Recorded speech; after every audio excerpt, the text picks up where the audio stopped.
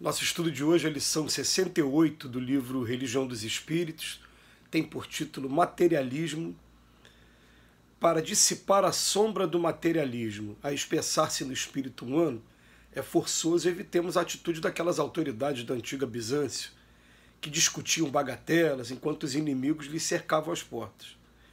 Reconhecendo a impossibilidade de vincular essa anomalia às raízes da ignorância, de vez que o epicurista é invariavelmente alguém que se prevalece da cultura intelectual para extrair da existência o máximo de prazer com o esquecimento da responsabilidade.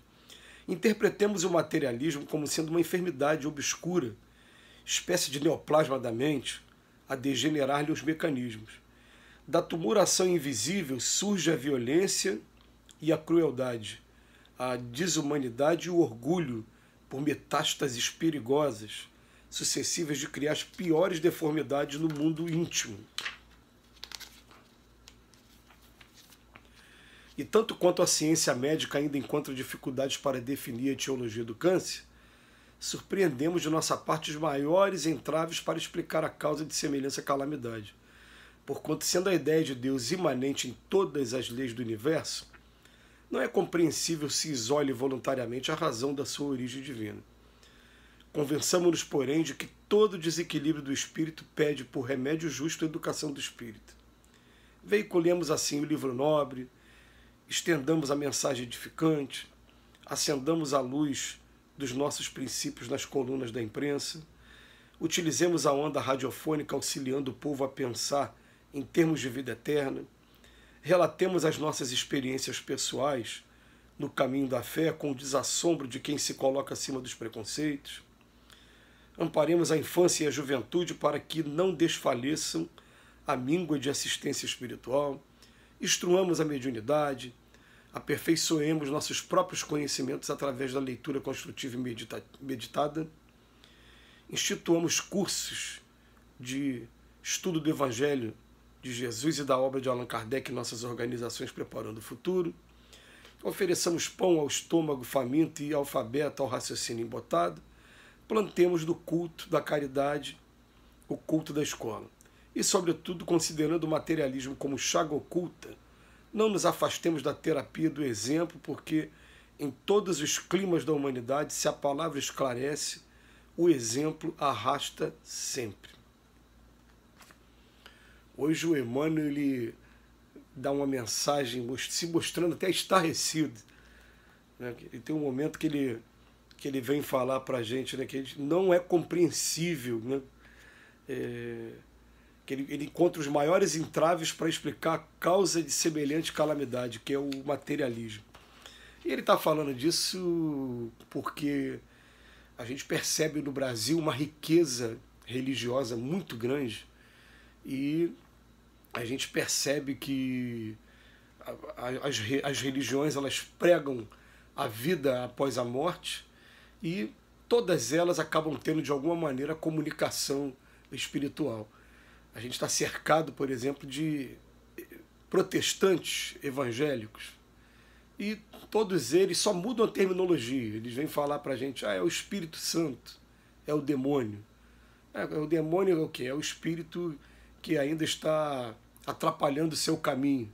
E o Espírito Santo vai ser todo o bom espírito que está do seu lado. Muda o termo, que é claro que eles que estão do outro lado da vida não ficam nem um pouco chateados com se eu vou usar um termo ou outro termo, mas, na verdade, acaba sendo a comunicação espiritual que acaba sendo o contrário do materialismo. O materialista ele acredita que tudo vai acabar quando vier o final dessa vida.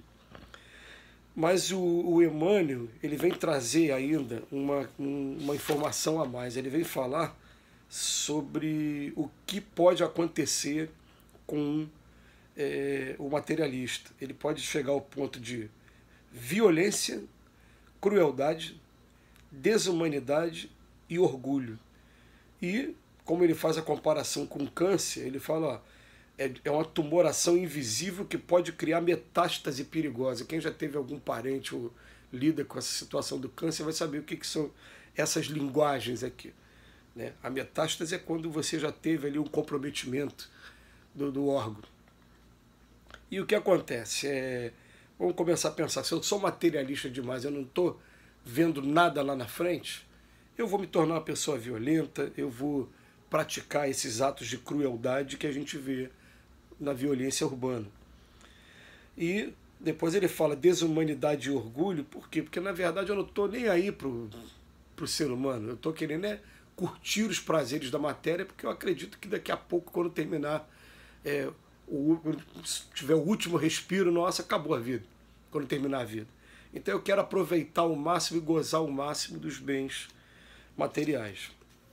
O Emmanuel vem, como eu falei aqui no início, demonstrando assim, um assombro com relação a essa situação, principalmente por isso, porque hoje é muito difícil você encontrar uma família que não tenha pelo menos um médium em casa, e esse médium, a gente usa esse termo médium, mas vocês usam o termo como vocês quiserem. Tem gente que vai falar, é um abençoado, é um presbítero da igreja, chama como você quiser. Eu estou usando a palavra médium para o espiritismo aqui. Mas é muito difícil você encontrar uma família que não tenha pelo menos uma pessoa com essa sensibilidade. E o Emmanuel vem dar para a gente a recomendação para a gente acabar com o materialismo. No final, ele fala, não nos afastemos da terapia do exemplo. Em primeiro lugar, tem que começar do exemplo nosso mesmo. E ele vem chamando a atenção, não vai adiantar você chamar a pessoa e querer convencer, goela dentro, que ela não seja mais materialista.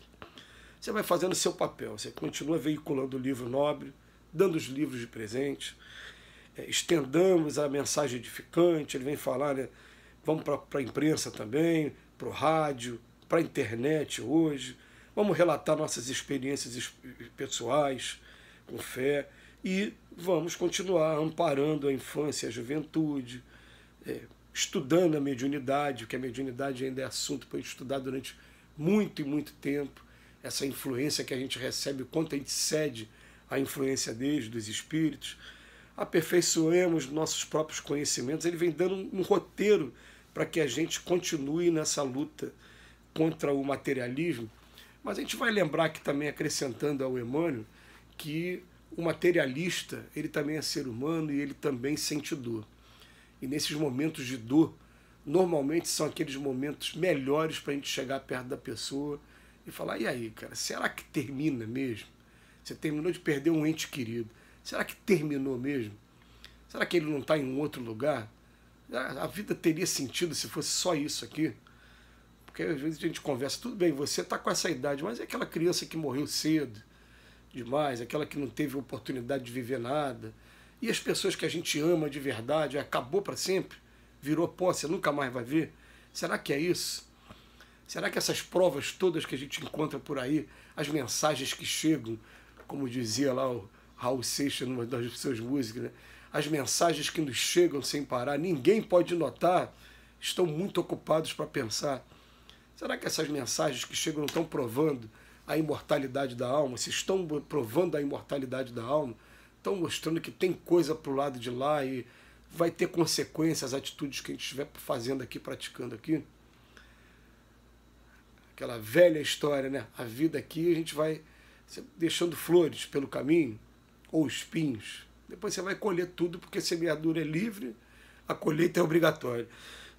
E os espíritos estão sempre chamando a nossa atenção. Olha, nós estamos vivendo um momento, ainda aqui na Terra, muitos de nós, que a gente está tentando parar de errar, para depois que parar de errar, começar a consertar os erros do passado.